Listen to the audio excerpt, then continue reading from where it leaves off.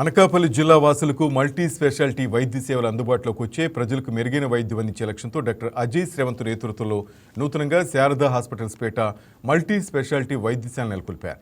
శాసనసభ స్పీకర్ అయ్యన్న పాత్రుడు ముఖ్య అతిథిగా విచ్చేసి శారదా హాస్పిటల్స్ను ప్రారంభించారు. నర్సీపట్నం ప్రాంతవాసులకు మరో మల్టీ స్పెషాలిటీ వైద్యశాల అందుబాటులోకి రావడం సంతోషంగా ఉందన్నారు.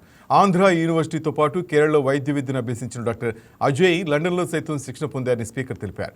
మేజర్ ఆపరేషన్ల కోసం రోగులు విశాఖపట్నం లేదా ఇతర ప్రాంతాలకు వెళ్లాల్సిన అవసరం లేకుండా శారదా మల్టీ స్పెషాలిటీ హాస్పిటల్లో వైద్య సేవను అందుబాటులోకి తెచ్చామని డాక్టర్ అజయ్ తెలిపారు. జనరల్ సర్జరీకి సంబంధించి అన్ని రకాల ఆపరేషన్లతో పాటు ల్యాప్రోస్కోపిక్ శస్త్రచికిత్సలు సైతం నిర్వహిస్తామన్నారు. ఈరోజు నర్సీపట్నంలో మరొక మంచి హాస్పిటల్ రావడం చాలా సంతోషకరం. మన అజయ్ గారు, అజయ్ అంటే ఎవరో కాదు, సత్యబాబు గారు అని చెప్పి మా పూర్వ స్నేహితులు, నాన్నగారు. చాలా మంచి లీడరు. ఇద్దరం కలిసి చాలా రోజులు పనిచేసాం. మేము 83 నుంచి కలిసి పనిచేసాం. ఈ మధ్యకాలంలో వారు లేరు, స్వర్గస్థులు లేరు. అజయ్ కూడా ఆంధ్ర యూనివర్సిటీలో బాగా చదువుకున్నాడు. తర్వాత కేరళలో కూడా అతని ఎడ్యుకేషన్ జరిగింది.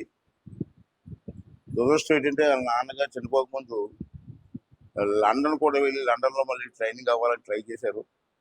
వాళ్ళ నాన్నగారు సడన్గా చనిపోవడం జరిగిన తర్వాత లండన్ వెళ్ళలేకపోయారు. మంచి డాక్టరు. తర్వాత మన చింతపల్లిలో కూడా పనిచేశారు. చెప్పారు కదా, ఏజెన్సీ ఏరియాలో కూడా పనిచేశారు. ఏజెన్సీ ఏరియాలో ఉన్నటువంటి ప్రాబ్లమ్స్ అన్నీ బాగా తెలిసిన వ్యక్తి. మనకు నర్సిపట్నం చాలా హాస్పిటల్ ఉన్నాయి. ఇది కూడా చాలా అవసరం నాకు దృష్టిలో. ఎందుకంటే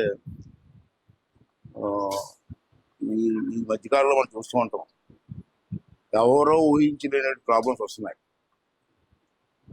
ఎందుకు వస్తున్నాయంటే దానికి బోల్డ్ రీజన్స్ ఉంటాయి.